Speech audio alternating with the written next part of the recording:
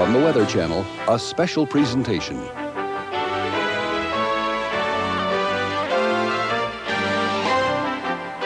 Tornadoes, some of the most dangerous storms on Earth. Home video brings them into our living rooms, giving scientists a valuable new research tool and giving us a glimpse of nature's fury. And history's biggest killers are our best teachers. Each year, storm chasers hit the road, searching for answers and the thrill of the chase. Their goal, target tornado.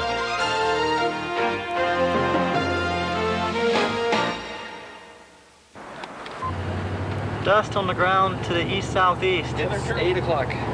8 o'clock. We don't want to lose sight of that at all. Hey, is that a cone coming down? Possible, yeah. I think that's a cone starting to drop. You think this is a good place, John? It's good for now. Yeah. Now we can see still dust. There's dust on the ground. There's dust on the ground. Let's get out quick. Oh boy, it's starting to rotate. Uh-oh. Rapid rotation on the ground. It is rapidly rotating. Oh, it's a tornado. Oh, goodness. It's a tornado, definite tornado. Tornado. It's on the ground. All right. 3 students from Oklahoma University, John Finch, Steve Korten, and Casey Crosby. They called this the no-risk tornado. The Weather Service said there was no risk of a tornado that day, but they wanted to chase. They wanted a tornado. Hey, look, hey, get in the picture and I'll take a video of you. The 3 tornado chasers were lucky to see a tornado at all No, that day. not so far away. On this side. The likelihood of a tornado was so remote, the here. largest tornado research project in history, Project Vortex, declared a hard-down day for maintenance and stayed at home base at the National Severe Storms Lab. Only Vortex around here. Oh, baby. Vortex is going to get great data on this. And pictures. The cam crews would go nuts with Look at that. Because they could have stuff on the other side. That's getting more intense. Look at that. Yeah, do the side of the mezzo. Look at that Pan around. explosion. It's exploding as we speak. So that means it might even get better. Yeah, look at that. It's going to cut us. Well, It's moving southwest. Well, how does this rate and far as your tornadoes go? This is a good tornado. What time do we have now? It is 8:15. The funnel is just on the ground, just whipping around. Yeah, it's really tearing. I see no debris, so I don't think it's hitting. I don't think there's any structures out there, so it's a good place for it to be. Too bad there's no road that heads out there, because this is a slow mover. You We could can get real close to close. this sucker. Look at that thing. It's roping. It's doing one of those pictures like in the Weather Channel calendar. Look at that. Yeah. John, look at that. It's got good video no matter what. Oh, look at that little sucker go. The very first tornado chaser probably hit the road in the late 1950s. By 1973, there were perhaps 20 or 30 hardcore chasers. And that number has increased tenfold. Today, we've got 200 or 300 people who every year are prowling the Great Plains looking for the holy grail of the perfectly backlit tornado. The tornado chasers are not a bunch of wild maniacs out on the road. They are very thoughtful, serious, amateur and professional meteorologists. And they're not thrill seekers. I mean, if you can imagine that somewhere in the Great Plains on one day, from nothing is going to arise a structure twice as high as Mount Everest. And from that spectacular structure, a supercell thunderstorm, you would get a unique phenomenon producing winds of 200 miles per hour. It doesn't require a thrill seeker to want to go see that. It's a very compelling image. Oh man, large tornado on the ground with one in front of it. The image of a tornado compels people of many descriptions.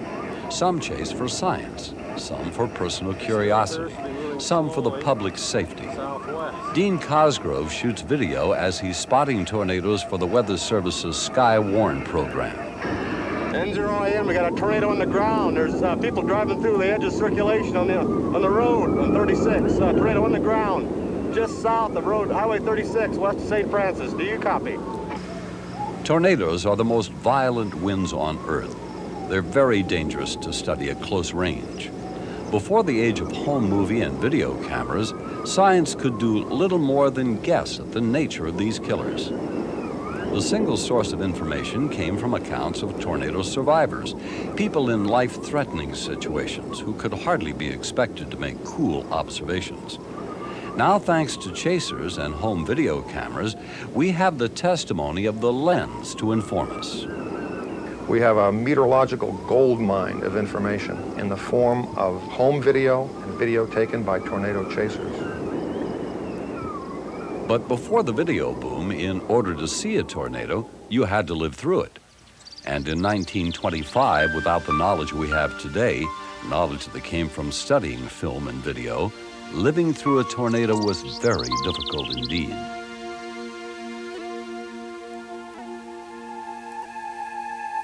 There were no home movie cameras in 1925. We can only imagine what the tri-state tornado looked like, but we know it was terrifying, and we know it did not look like a tornado. It was a mile wide, wrapped in dust and debris. It killed nearly 700 people in 3 states. It began north-northwest of Ellington, Missouri at about 1 o'clock in the afternoon. Its forward speed an average of 62 miles per hour. 11 people were killed before it crossed the Mississippi River into Illinois. In southern Illinois, 613 died. After devastating Murfreesboro and after devastating West Frankfort, the tri-state tornado killed 30 farm owners, swept away farm after farm across southeast Illinois. You see, it's very rare to have the farm owner killed by a tornado. A lot of people have died in rural areas, but very few farm owners have been killed. They are extremely weather-wise people, great observers. They had no idea what they were facing. This tornado was surrounded by a massive cloud, its origin unknown. Why this thing was so shrouded in debris and a rolling fog and so shrouded in cloud so as to make it invisible and unrecognizable to farmers, we don't know. But I think it was because it was a unique event, perhaps something that doesn't occur perhaps once in 1,000 years. Murfreesboro, Illinois, suffered the greatest losses in the tri-state tornado. $10 million in damage, 234 dead. Frances Bauer was taking her baby's diapers off the clothesline. Oh, we were about, I'd say about 400 or 500 feet from where the wind was blowing. I'll never, never forget that. And wiped my mother's house off the map. Big, low, rolling wind. Just looked like it was, sometimes it was going like this and sometimes it was going like this. I don't know how them clouds would mix, but it just looked like a great, big, heavy cloud. Bill Molenbrock was struggling through debris with his family. They came upon a small boy sitting in this tree. But he couldn't have gotten up there by himself, no question. He must have been blown up there, that's all. And he wasn't hurt. No, he couldn't have possibly climbed the tree, even though it's much smaller than it is today. But somehow he got up there. I don't know how. Dr. Molenbrock was in high school when the tornado hit. He was in the room to his right. We couldn't see. Couldn't get out of the room, of course. They pressed in there, and kids were yelling because their ears were bothering. And it lasted maybe a minute and a half total. Students were buried alive in the study hall area. It was up to their friends to save them from suffocation. It was the plaster, and no place to breathe. The air couldn't get to them, and so mouth full and nose was full, and they couldn't get their arms up to dig it out themselves. And when I got to them, we got to them, why, one of the girls gave me her petticoat, and there was some water around there, and I did that and started to work on them. We had no indication that it would be a tornado of that dimension.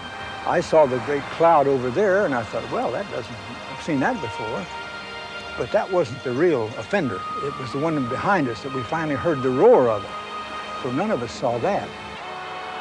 Well, I didn't know that it was a tornado. I thought it was just a bad storm. My mother said that if she hadn't looked out the window, saw it coming, she'd have been gone with it. The tri-state tornado killed more people than any other single tornado in history. warning systems did not improve for decades. And for decades, the only photographic evidence of tornadoes science could study were scenes of devastation like these. But by the 1950s, all that would change.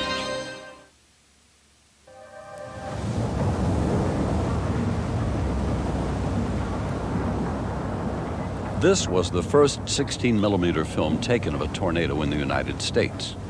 Curiously, the Corn tornado appears to be anticyclonic, spinning in a clockwise direction.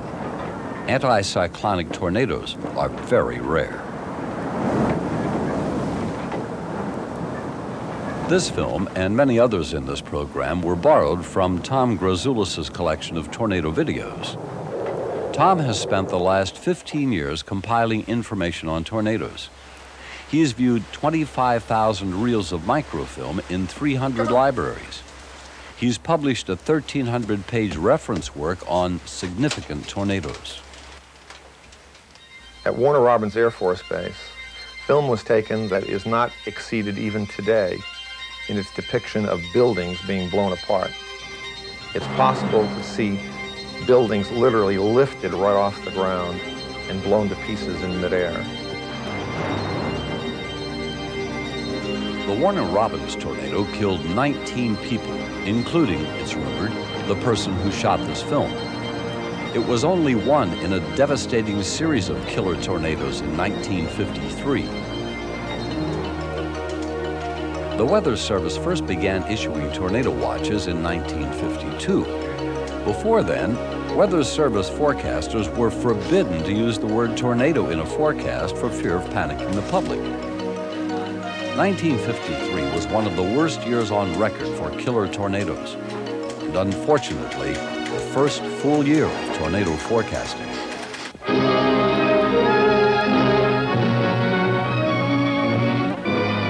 One of the most disastrous tornadoes in modern history slices its way through the heart of Waco, Texas, leaving in its wake a spectacle of devastation described by one military man as that of a saturation bombing of a German city during the war. Two Midwestern states, Michigan and Ohio, feel the fury of the cyclonic winds. Flint, Michigan, hardest hit, 112 dead. Cleveland, Ohio, 8 dead. A 350-mile path of destruction, thousands homeless, damage in the multi-millions.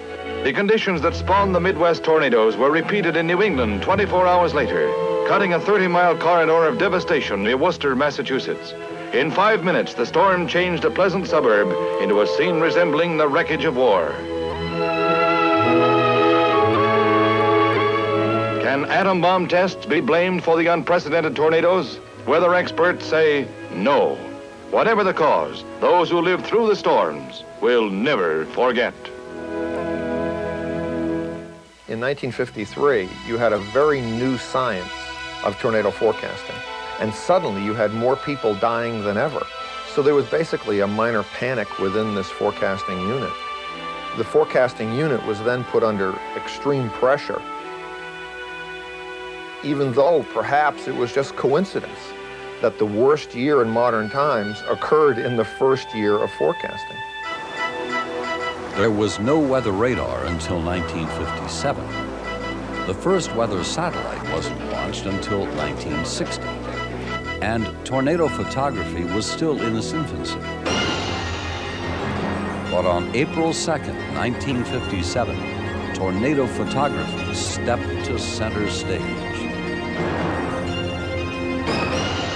The modern era of tornado research probably started on April the 2nd, 1957, with the tornado at Dallas, Texas. This became the most photographed on film tornado in history. And the analysis of the Dallas tornado and the analysis of the Fargo tornado on June 20th of 1957 spurred a number of different areas of research that continue today, only in more sophisticated form. Dr. Theodore Fujita of the University of Chicago led the way in tornado photo analysis. Dr. Fujita is the inventor of the Fujita scale of tornado wind damage, the standard for all tornado research. You're looking at the original animation Dr. Fujita developed on the Fargo tornado. He determined that Fargo storm was actually made up of 4 separate tornadoes, which developed one after the other with almost overlapping tracks.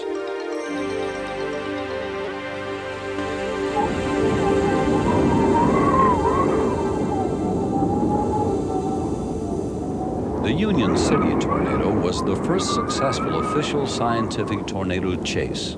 It was an ideal combination of conditions within the radar range of NSSL, the National Severe Storms Lab, with cameras in 2 positions filming simultaneously. We met Joe Golden of the National Oceanic and Atmospheric Administration at NSSL.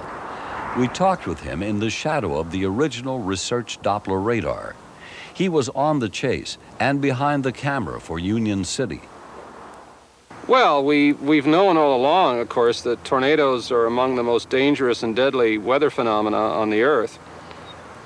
They're very dangerous. We knew, or we heard, that there were a few individuals out there chasing in the late 1960s. It turns out that it was really not until the early 1970s that we had the atmospheric tools to do a good job with storm chasing, to do it successfully and safely. You needed somebody interpreting the radar in real time for you and good radio communications. Union City was the one case that still stands out in the sense that for the first time we had well-equipped chase teams that managed to intercept the storm before the tornado formed. And with the radio communications back to the Severe Storms Laboratory Research Doppler radar, which was only 26 miles away, that coupled with the detailed photographic record of the tornado, we were able to synthesize a fairly complete 3-dimensional life history, if you will, of a complete tornado life cycle for the first time. The Union City film defined the 4 stages in a tornado's development. The organizing stage, the mature stage, the shrinking stage, and the decaying stage. And it led to the discovery of the mesocyclone and the tornado vortex signature, which makes Doppler radar such a great tool in tornado warnings. Well, Doppler radar is different from the radar we've had for the past 30 years or so, like you're used to seeing on the Weather Channel. That just indicates where the precipitation is and how intense it is. But a Doppler radar tells you the wind speed and whether the precipitation echoes are moving quickly toward the radar or away from the radar. And we have a very good example over here. This is the Red Rock tornado of April 26, 1991. The green here up in the legend indicates very strong winds blowing right toward the radar site. And then you have very strong winds with the red blowing away.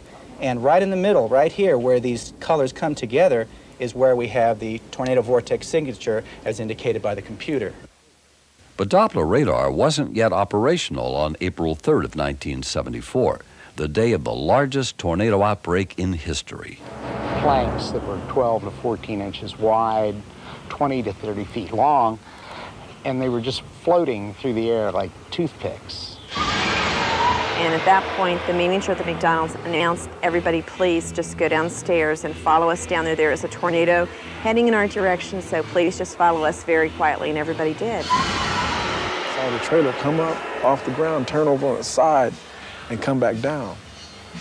So then I said, wait a minute, there's something strange going on here.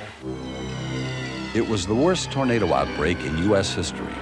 148 tornadoes, 48 of them killers. Over a period of 20 hours, tornadoes struck in 13 states. By the next morning, 307 people lay dead. Xenia, Ohio lost 34 citizens, the most fatalities in one town that April of '74.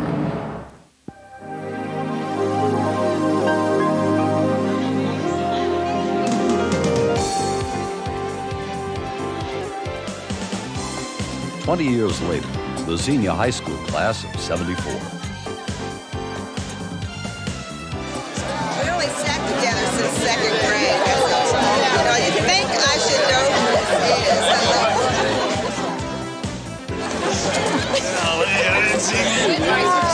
We're here, baby. We're ready to go. Really? How are you?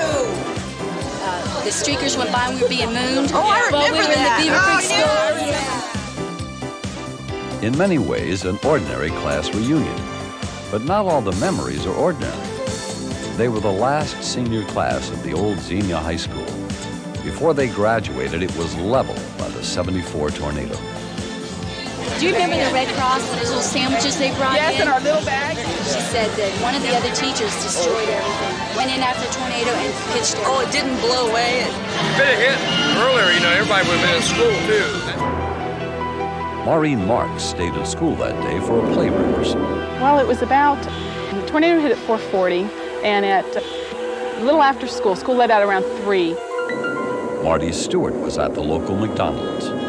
And we're sitting there, and you could see the storm, like the sky was getting dark. It was like a black color, and then they were announcing that there was a tornado warning for our city, which you always think, well, it's not going to ever come here, so.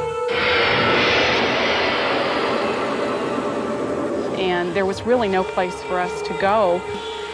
Some of the classrooms were locked, the offices were locked, the girls' restroom had a lot of glass in the windows, and so we ended up in the hallway. It hit very quickly because we didn't have a lot of time. And they say it was extremely loud, and I think it was, but it was just, what I really remember was the impact. It hit and it picked us up and it just pushed us all together. You almost could lose your breath because it felt like it was like sucking the air out of your lungs too. It was over. It was just over that quickly. There were 2 buses on the stage where we had been practicing. The auditorium had imploded. It was almost like you were kind of in a dream too, because this really happened our senior year. Now this did not happen. We're just dreaming this, and we're going to wake up and it's going to be back to the way it used to be, but it wasn't. The lives of the members of the class of '74 were changed profoundly by the tornado, but they all survived it. That was the theme we heard throughout Xenia, survival. Tuffy Snyder's story of survival has become folk legend in Xenia. He owned his own pharmacy in downtown Xenia in 1974, and his favorite watering hole was the Hofbrau House across the street. The Hofbrau House beer cooler was Tuffy's storm shelter. I walked back out from the pharmacy, and that's when I looked west from the corner of town, and 2 blocks away, and maybe 2 blocks in the air, it was the most awesome thing I'd ever seen. I couldn't tear myself away from looking at it. I would have stood there and let it blow right over me had I not shaken my head. My God, my friends are over at the bar. This is really coming. And then I ran back across the street, told them that it's here. And there's some debate about how many of us wedged ourselves into the beer cooler. Some say 8, some say 13 or 14, but it was really a cozy arrangement in the beer cooler. Yeah, of course. Sheila Edwards' story is the stuff of nightmares. The back of her head was cut from ear to ear, her neck broken as she used her body to shelter the 5 children in her home and managed to save their lives. And then I heard the hail and stuff. And then I heard glass break, and at the same time I heard glass break. It's just like a big whoosh. I mean, I couldn't feel anybody anymore. I didn't know. I knew they were gone out from under me. I wasn't sure where I was. And I just got up, and I should have 5 kids, so I found 4. Found Stacy's hand sticking out in the rubble, and just picked him up. Took the 2x4s and things off him and walked through my backyard. I found out the next day the people I babysat for was right across the street. People next to them had lost their 15-year-old son. The lady right next to them was 8 months pregnant, Joyce Beacon. She was killed. And behind me, about 3 houses down, little Brian Blakely was killed. He was 5. And right on Gayhart, which is at our other corner, family, a mother and a child were killed. So it was right there all around us.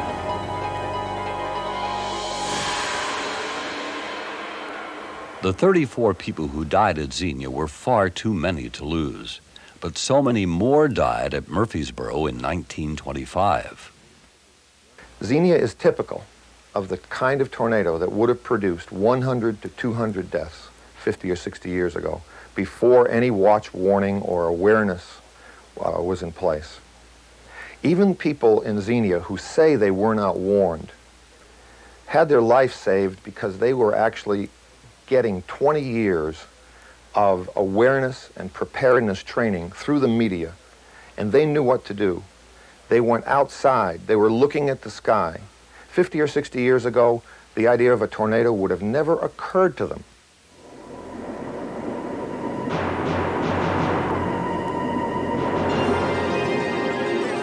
Amateurs shot film in both Xenia and Parker, Indiana during the '74 outbreak.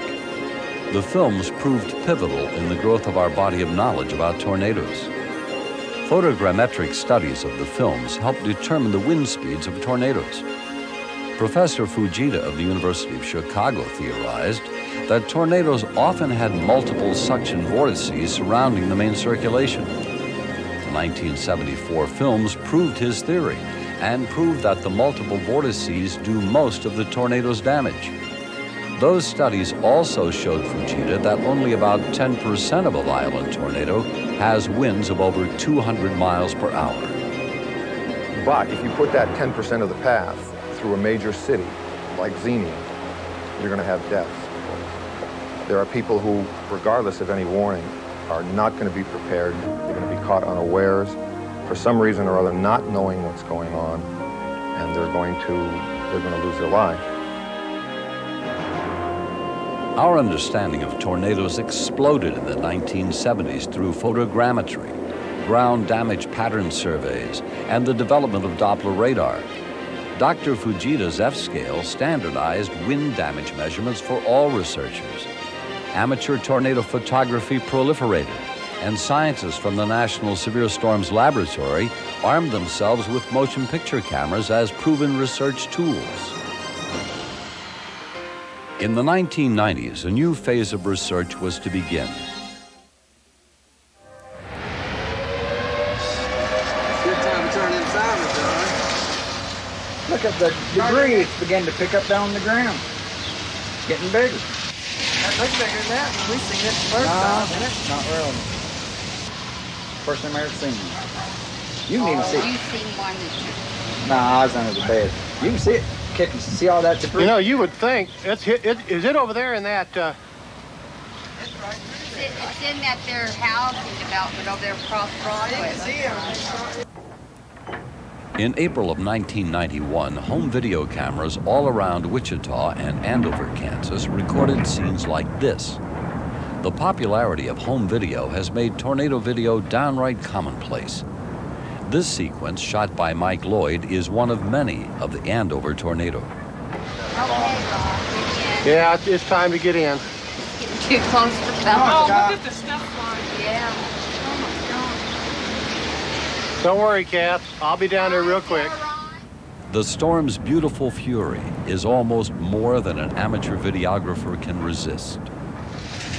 It's right there. It's going to be here in just a minute. You know it's dangerous. You know it can kill. Kathy, downstairs right now.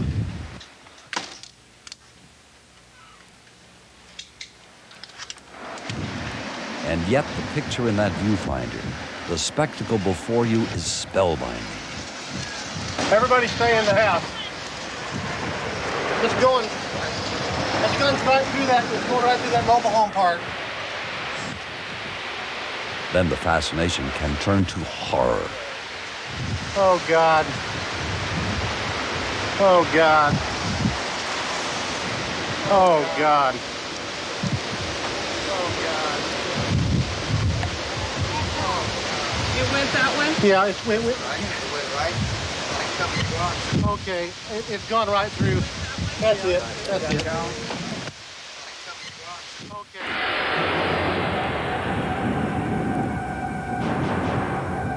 This video of the same tornado was shot by meteorologist and storm chaser John Davies. This is the tornado that killed 17 people as it passed through South Wichita and Andover.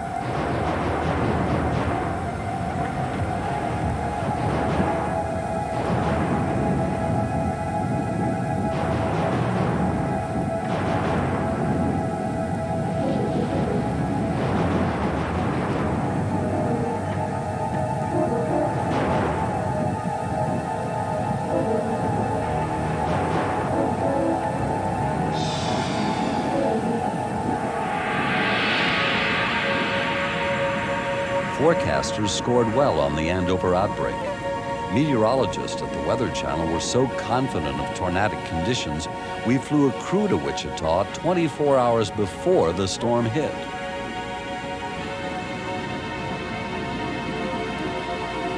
Well, in this particular situation, we had a very obvious tornadic potential, and the Wichita area was kind of in a 100-mile swath of, okay, somewhere in this area we're going to have a tornado, and we were just a little bit lucky in sending our crew exactly where a tornado hit. On any given tornado situation, it's more like about 50% accuracy on predicting the area in which a tornado might form. Which is why Project Vortex was born. This armada of strange vehicles lined up in the parking lot at the National Severe Storms Lab are part of the largest tornado research project in history.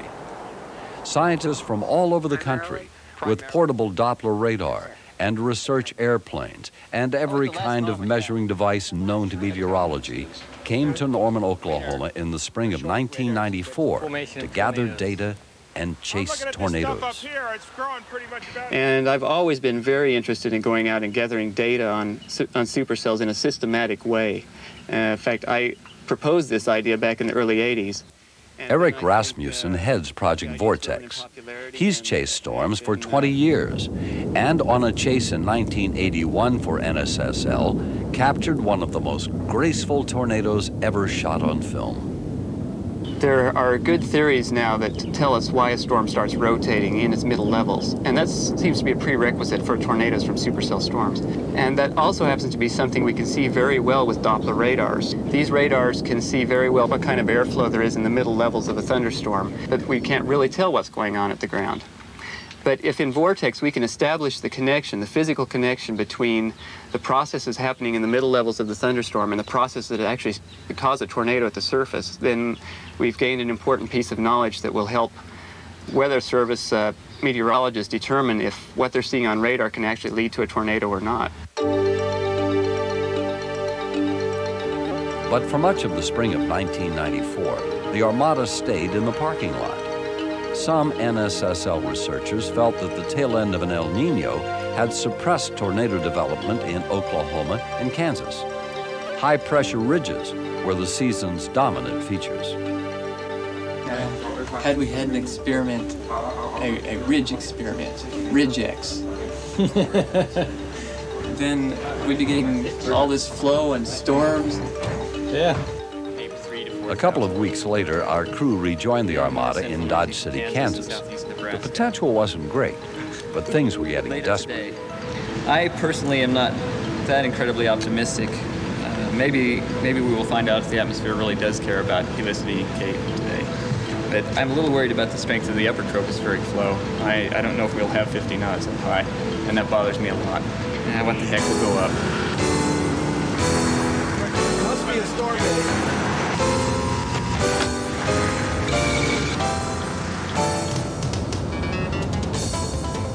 Instruction is to drive into southern Nebraska. Watch carefully for this wind shift or the low-level theta E gradient. When you see it, continue 10 miles north on Highway 81, then turn around and come back and rejoin the Armada.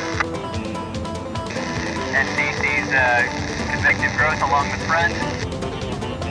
Tornado watch issued. Be advised, NOAA 43 that the Armada is now near Belleville and heading northbound on 81.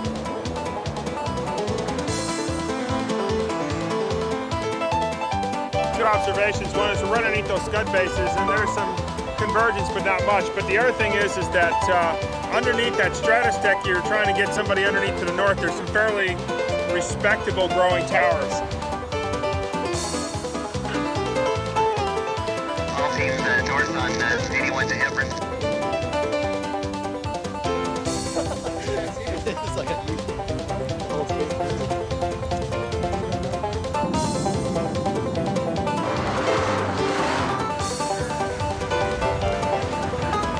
my vantage point, the updraft rained out. Not to say it won't reform to the south, so we're watching it closely. I don't know what I want to do with this yet, because I don't want to get too far in front of it, because we're not going to see anything from that rain. And I'm almost, if it's like the storms from last week, we're going to chase it from the southwest, not from the southeast. So, how many miles have we come for this? We'll just keep improvising and get a little data here and there. It's obviously not a supercell and not about to become one, so just collect the data we can. It was just very strange to be hearing these reports of what was going on aloft, and I had teams all around that area. I had one directly underneath that spot, and nothing was being reported at all, just light winds. We saw, at very best, very weak rotation, and yet just above cloud base where the radar was seeing, the rotation was quite strong. We'd like to find out why that was happening, because in the future, if a meteorologist sees that kind of strong rotation, we'd like them to be able to say, yes, but there probably isn't a tornado. Project Vortex did not catch a tornado on video from the ground in 1994. The P-3 research plane got a few seconds on tape from the air, but the ground crews were cut off, and from their angle, the funnel was rain-wrapped and invisible. It was a tornado drought. Oklahoma had the record fewest tornadoes for the month of May. It was a tie. And I believe Kansas may have been close to a record also. And so we didn't get the kind of storms or the quality of storms that we were hoping. Well, it hasn't changed anyone's commitment. We've had several, even though we haven't had any tornadoes, we've gotten lots of, I would say 5 to 7 really good data sets. And we can take that knowledge and go, really into next year from a running start and really get to it. Like baseball fans at the end of a losing season, maybe next year. But in this case, the odds are in Vortex's favor. With a little luck, these scientists will make some breakthroughs during the 1995 season's chases. If they capture those tornadoes, they'll bring back important insights for tornado forecasters. But most of the tornadoes captured on video next year will be by ordinary people. They'll be the dedicated chasers, of course, driving 500 or 600 miles a day just on the chance they'll catch a tornado. The tornado was north of that location about 1.5 miles. The tornado was beginning to rope out. Go on downstairs, Mother. And then there'll be the rest of us. If we're confronted with this life-threatening force, we'll be torn by the need to take shelter and the overwhelming desire to watch and record this magnificent spectacle. I want to get as much as possible. As long as we all remember that this spectacle kills and maims, that one life is worth 1,000 videos, science can only benefit from the video bonanza, especially when the chasing is done by trained meteorologists who know where to go, what to look for, and when to get out of the way. My God. But even within the most sophisticated tornado research projects, the love of the chase may be as much a driving force as the dedication to science. Dr. Jerry Straka is second in command on Project Vortex. Oh, I think the first time I chased was probably when I was 13 or 14. I was standing on my roof watching a tornado about 1 mile south of my house, which was doing damage on the ground. My father was yelling at me as I was being pelleted by hailstones, and we got in the car and we went after it. So it was pretty exciting. I really liked that. And I've done it ever since.